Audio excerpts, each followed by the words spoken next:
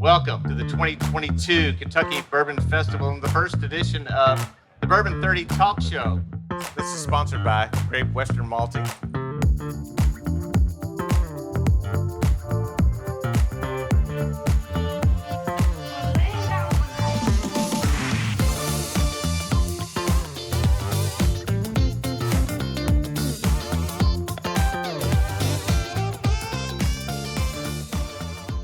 For another installment of the Bourbon 30 Talk Show. That's right, audience participation, you gotta love it.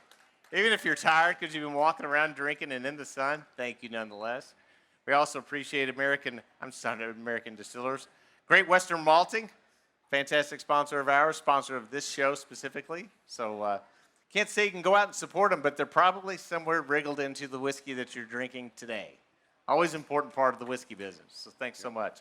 My name is Steve Coomes. I am the programming and content director for the Kentucky Bourbon Festival. I'm also a whiskey writer.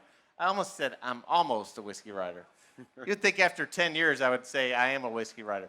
That's how I've gotten to meet so many of the good people in this business and have gotten wiggled into this festival and love programming these events for you all and hope you've enjoyed the Bourbon 30 Talk Show. My latest guest is my friend Seth Benhaim. Benhaim? How do I say it? You got it. No, I don't. Say it. Benhaim. Benhaim. Like L'chaim. That's what we were talking about. Yeah. Son of Life. It's a beautiful name. Thank you. You're the owner of Broken Barrel, correct? I am, yes. How long has the company been around? We started a vodka brand way back when, almost 10 years ago now. And got into whiskey about 5 years ago. We went out and started sourcing some barrels from Green River in Owensboro, Kentucky, and then slowly but surely worked on the brand, created Broken Barrel, and now we've been in this bottle for about a year. So I'll say 1 year. So just describe this process, because you break barrels, put them back into barrels, right? Or are they done in tanks? We take aged whiskey. It's all straight bourbon and straight rye from Owensboro, and then we dump different amounts of barrels into a tank or a tote or even sometimes a single barrel drum, and then me and my team in LA and out in Owensboro will take sledgehammers, axes, tools, and we will smash barrels to pieces and gather up those oak staves and actually submerge them into the whiskey using staves from multiple different barrels. So it's actually a triple cask stave finish that we're using. In each? I mean, is not one predominant stave? They're always triple cask? Three of them have the same, we call this process our oak bill. So every bottle on the side will actually have not just the mash bill of the whiskey, which gives you the composition of grains, but the oak bill, which gives you the composition of oak. We could talk all day about mash bills and this much corn and this much rye, but by the time you've turned that into a gas and then back into a liquid, it's not nearly as impactful as the oak used in making whiskey. We hold true that 80% of the flavor is coming from oak. So we think it's wildly important to talk about oak and focus on oak. So we have our California oak version. We've done a reserve oak series. We talk about oak a lot, and we talk about the oak bill a lot. Well, apparently you beat the hell out of a lot of oak, too. Yeah, we mistreated the oak in several ways and beat the hell out of it with hammers and axes. If you follow us on Instagram, you can see some videos, and we have a little video reel playing at our booth just over there in the corner of this area, off to the right of the stage. How did you come up with that idea? Because, I mean, you would think there would be a mechanical crusher that might do the job for you, but you guys are out there heaving cast iron at wood to make these Well, I don't know if Instagram and all those things didn't exist, maybe we wouldn't work so hard to be so aggressive in smashing barrels and all that. I think certainly the visual of it and seeing it back, seeing yourself with a sledgehammer smashing stuff is it's very rewarding. It's very fun. So we enjoy the hell out of it. It's a way to burn off some extra, Oh, yeah. We have the lowest stress of any company in America. We get stressed out. We just get sledgehammers and go, ah! You need to do an exercise video. People pay for that experience. There's like break rooms and stuff all around the country where you could smash a printer with a baseball bat. That woman's been to one, apparently. She's got her hand up. So where did the idea come from? Well, our original company was called Infused Spirits, and before we broke off into Broken Barrel, we had been doing single bottle infusions of fruit placed down the neck of a bottle. So every single bottle was a single bottle infusion of lemon vodka, peach vodka, grapefruit vodka. And so when it came time to whiskey, we contemplated putting wood in the bottle as well. Somebody later on went on to do that called Oak and Eden, but we don't do that. We didn't want to get sued for a splinter in the throat. So we were like, we're not going to put oak. We thought about that for a second. We're like, I don't know about the liabilities with that, and what the oak's going to keep going and going in the bottle. So we ended up deciding on doing it in a tank, and from that point, we already were doing something very different from the vodka brand, and so that was the beginning of this becoming its own thing. And flash forward almost 5 years, we've got two very different brands that serve very different customers, and we're not the first person to have two brands, but we're very excited about what we've got with whiskey now. We now sell more whiskey than vodka, which is awesome. Good. Yeah, of course, in this festival, absolutely. Yeah. You say Green River makes the whiskey for you. Yes. So do you go to the distillery to bring the wood together, or do they ship the whiskey to you in California? No. And you do the aging there? Grain to glass. All of these products you see. This is our Heresy Rye, our small batch bourbon, our California Oak bourbon, and our cask strength bourbon. All of these products are made on site at Green River. We're partnered with them. We have a contract with them, so we're not an NPD or a sourcing. We're doing it with them on site. We've had a contract with them for years now. But even the aging, does that happen on site? All the aging, yeah. They break, even with the broken barrels? Yeah, they break their own barrels now. They break them the way we showed them back in 2018. Is there a certain way you like them broken? Well, you start. If you're out there and you're angry and you're beating the hell out of a barrel, there certainly has to be some uniqueness to it. Yeah, you can do it the wrong way or the right way. We like to stand the barrel up and break the head, flip the barrel over, break the other head, and then turn it on its side and smash it up once the two supporting top and bottom are out. That'll help you break the barrel much faster. So I know I'm probably going down too much of a rabbit hole, but how long does it take to do that? Like a couple of minutes? I can get a barrel down in about 5 minutes, 4 minutes. We should probably next year set up a barrel breaking speed race. Yeah.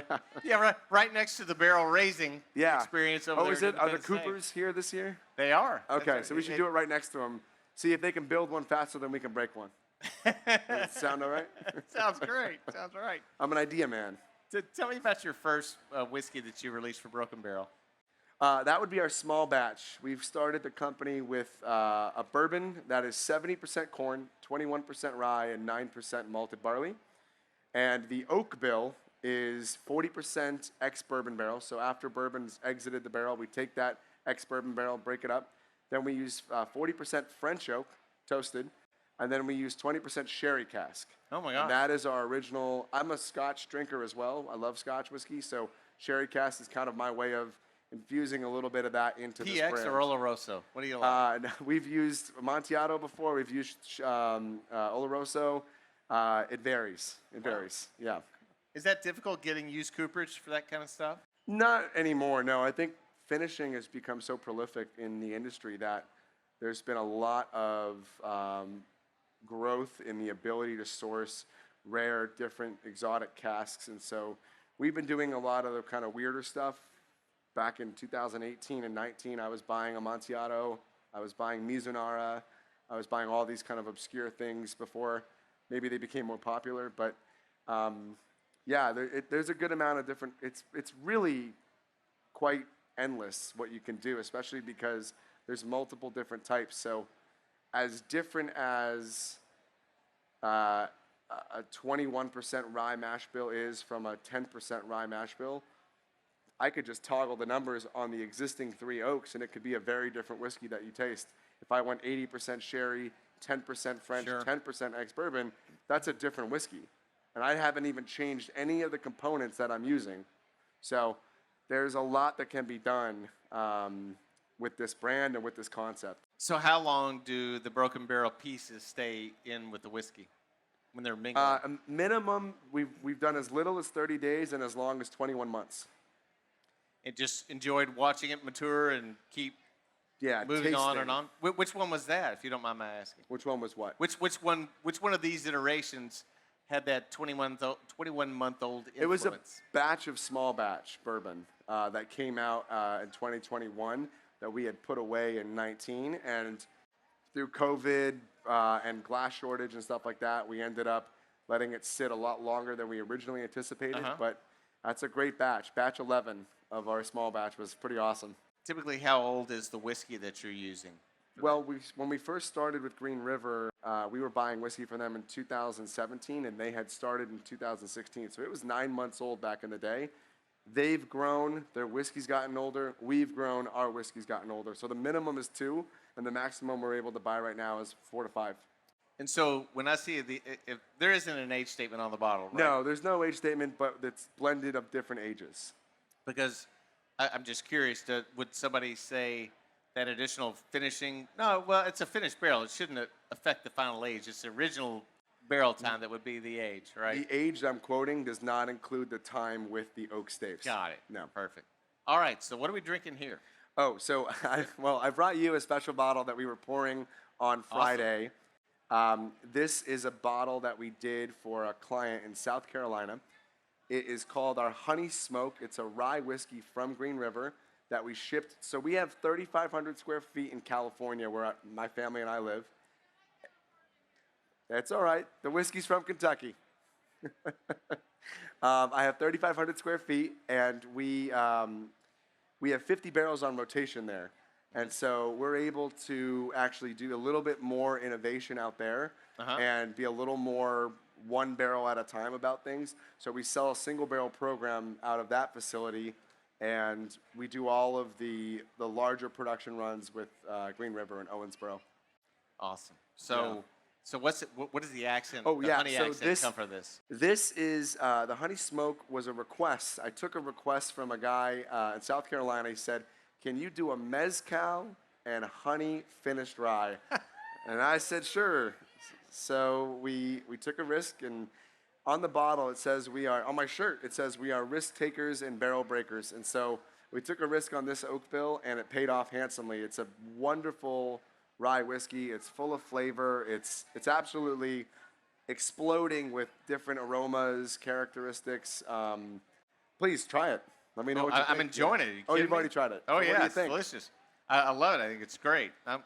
That's pretty cool, the ex añejo mezcal influence in Yeah, there. we chose an añejo mezcal, which means it was in the barrel for over 2 years. Yeah, 1 year, I think. 1 year. Sorry, Yeah. 1 year. Yeah, Reposado. Reposado, Blanco. Reposado Yeah. up to 1 year. Absolutely. That's cool. I mean, it's No, but I think it was a 2-year barrel. Yeah. But minimum for añejo is 1 year. that's correct. The one we got was a 2-year. But you have so much, cool stuff in mezcal anyway. And that's Oh yeah, and that's the thing. I drink everything. So I drink too. mezcal. I drink Yep. gin, rum, tequila, Yep. cognac, Armagnac, all of it. I was a podcaster for a couple years and had a great opportunity to drink Haitian rum and all these different things. And so I like to, when I'm blending, I like to try to incorporate flavors and different types of spirits that I've experienced. And we have a nice little bar in LA where we have 1,200 bottles to choose from, and we serve those up for people, and that's also a really fun experience as well. So was that your tourism experience? Yeah, we have single barrel there as well, so we actually do it by the bottle. So you can actually fill a bottle of bourbon or a bottle of rye yourself. Oh my gosh. Right in, like a happy anniversary and all that. That's starting October 1st. Wow, that's a new really program. cool. That's really cool. Yeah. So, of the ones that I've had of yours, I kind of skew toward rye anyway. I do like your rye. Nice. So talk about them. I mean, is that a Green River product as well? Mm-hmm. Yeah, we've only got rye from Kentucky. And so this rye in particular, it's called Heresy Rye. The name was picked when we started the concept. We were talking to a few distillers, and we wanted to understand, like, okay, so we want to break the barrels, and they go, oh, you can't do that here. That's heresy. That's against the rules. That's sacrilegious to break up barrels. And we said, oh, but that's what we want to do. We want to be different. We want to be unique. So we said, you know what? I'm going to take that. I'm going to run with that. And so we called our rye, which was the second product we created after the small batch, and we called the rye the Heresy Rye. I love that. That's cool. And we can open this up and try some. Twist my arm. I'm please, yeah. Awesome. If you want to do I'll do it. And so this is a 95% rye, 5% malted barley. same as the honey smoke. It's 105 proof. We sell, and the funny part is, And this is 101 proof, right? yeah, these 3 bottles. You may know the answer to this already, but if you had to guess, what do you think these cost? My guess, given the small production and given the California Packaging, aging, yeah. all of it, I'm thinking $75. Half of that. Half of So these 3 are $36, and the cask strength's around $45 to $50, Wow. depending where you go. You like those prices, huh? Yeah, They're over there, by the way. Go taste them. We try. Yeah, please come try them after this. We'd love to get you guys to try it if you haven't already, or come back and try it again if you already did. Yeah, we're really proud to be able to offer the whiskey at a competitive price. We want to be competing with the big guys, even though we're craft, even though we're a small team, independently owned. We don't have big, industry money behind us or anything like that. We've done it all. My hands are cut up. It's blood, sweat, and tears. This is real. Real sweat, real blood. So, Seth, what about, a lot of these people that start businesses like this have another business behind them. This surely wasn't your first career. This is my only career. What did you do before this? I graduated from college. No kidding. How old are you? I'm 33. Wow. And So you've done this I the whole started 10 time? years ago, yeah. Oh, my gosh. So you're a spirits veteran. That's it, yeah. How long I did you worked have for to- my uncle for like 11 months, but then I did this, yeah, out of That's college. great. Yeah. So the vodka company, is that still around? Yeah, absolutely. Those absolutely. are profitable companies. Generally. What's that? The vodka's profitable. They're all profitable. But Yeah, vodka business is still around. We just moved that to Houston, Texas. So we're working with the distillery in Houston on that now. So it's a Texas vodka. Oh, that's cool. Yeah, we're having a great time. That's the key thing is we're all having fun. We love what we do. Everyone that works with us or for us is wildly passionate. We drink together multiple days a week. We pull stuff off my bar, and I get out in the country. Jonathan over there is my senior vice president of sales. He's awesome, and he's the reason that you guys can find these products in over 35 states now. Wow, that's amazing. Yeah. And for such small production? What's that? I said for such a small production, you were saying you had, you said you had 50 barrels in rotation in California? Is that right? 50 barrels in California. That's just the R&D stuff. We do like 10,000 cases a year out of Kentucky. Okay. Yeah, it's not That explains small, it. but growing. We're getting bigger and bigger. What kind of reaction are you getting from people visiting here? Then from here or from the industry? Here at the end at the booth over Well, we here. keep selling out of whiskey, so that's a good sign. We can't. We thought we had enough for the weekend yesterday. Ran out before 5 o'clock. Had to make an emergency call to Owensboro. Luckily, somebody was driving here from Owensboro Karen? this morning. By any chance? From Green River? No? I don't know. They put it with one of the guys from the barrel, the racing team, this morning. So they had it in a truck. So we were able to get more, and we've already sold out of cask strength for today, and we actually allocated a little bit for tomorrow. But it's going fast, so we're gonna run out again. It's a hell of a good reaction, I would It's say. a good reaction. I don't know. Out of stock is as good as I think you can get. I'm amazed at how light-bodied these are for being a finished whiskey. Now, granted, it's less charcoal facing, but you're getting both sides of the barrel. Yeah. Does that produce any tannin? I mean, I'm not tasting any tannin, but that wood on the outside never saw any charring. I mean, you have Yeah, the it effects doesn't of have both. charring. It's more like a seasoned oak. Yeah. More than anything. Yeah. So if you think about wood that's been seasoned before it's charred, it's left outside. Some brands have actually put out uncharred seasoned oak barrels. They talk about how long the staves or the wood slats have been left in the environments to pick up natural minerals, natural bacteria Yeah. that creates flavor. We wash the barrels and we filter the whiskey after it's been oaked with those staves. But yeah, no, it's a very woody flavor that you're getting through a lot of these, just because they have the front of the stave, the back of the stave, the sides of the stave. Yeah. It's lots of contact area Yeah. with oak, which gives you more flavor and more time to kind of. I don't want to say it speeds things up, but it certainly you got to watch it carefully, because depending on the conditions, how hot it is, you can over oak a whiskey doing this process. I bet. Yeah. So- You speak as someone who's made that mistake, right? I thought we made that mistake one time on the very first batch. We it was our first time trying it. We had tried it, by the bottle. We tried it in a Gatorade jug, and we said, okay, I think this process is going to work. We did the math, we wrote it all out, and then our first batch was actually bottled in Nevada. When we first sourced barrels before we were making it at Green River. So we brought the whiskey out. I got my team behind me to approve a big check to buy all that whiskey, and we put it in the tank, and then we put all the staves in. And Vegas is really hot. It's really, really hot. 120 degrees that summer. Oh man. So we took a little from the bottom of the tank. It was like 10,000 liters, and it came out like coffee black. Like over 2 nights. Like we were there 48 hours later, and we looked at it and we're like, oh shit, I think we cooked it. Like I think we just ruined 10,000 liters of bourbon. Coffee, but it was like, and then one of the guys in the thing said, we got a power hose that we can attach, and we don't have to hook up the water, we'll just do the air, and we have a 9-foot extension, so we'll throw it in the bottom and we'll agitate it. Exactly. So they stick it in, and they start running, and it looks like a bourbon jacuzzi going, and suddenly we got a little bit off the top of the tank, and it was a gorgeous, mahogany amber color, and we go, okay. Whew, like, oh my God, I thought we had ruined 10,000 liters. I bet all that charcoal was because a lot of Yeah. the staves were sinking to the bottom as they do. They don't actually always float. They float for a little bit, and then they'll sink overnight.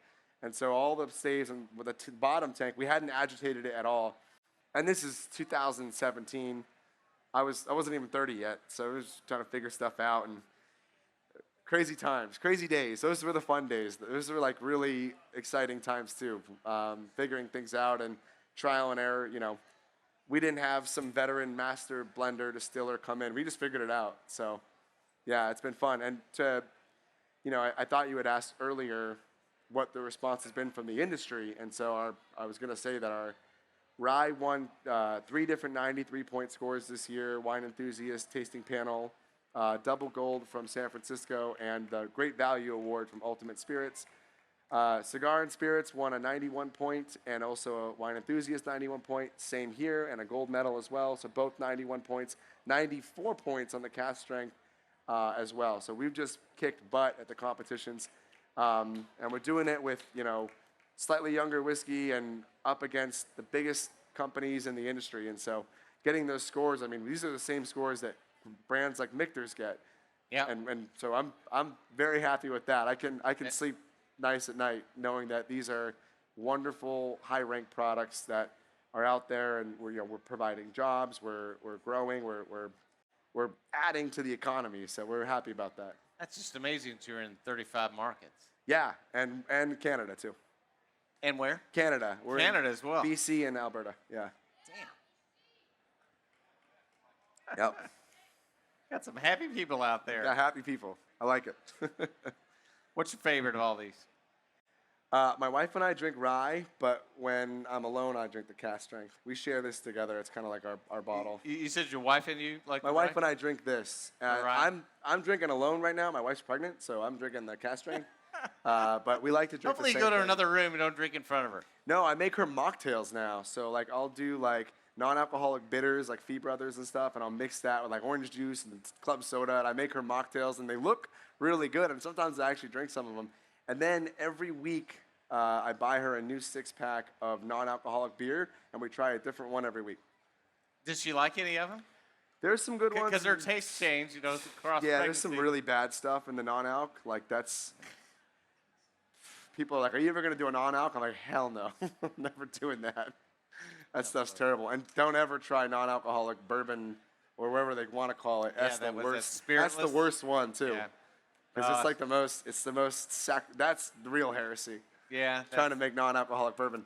But rough non-alcoholic beer, there are some decent ones that actually taste, good enough, and she can enjoy one of those. So, but then I'm drinking for one now. I'm drinking for 2, I guess. I'm drinking for me and her, so. Well, that's your job, man. You have to do it. Yeah, it's got to be in charge of quality occupational hazard. So. Does anybody have a question for Seth Benhaim? Yes, sir. Thank you. Yeah.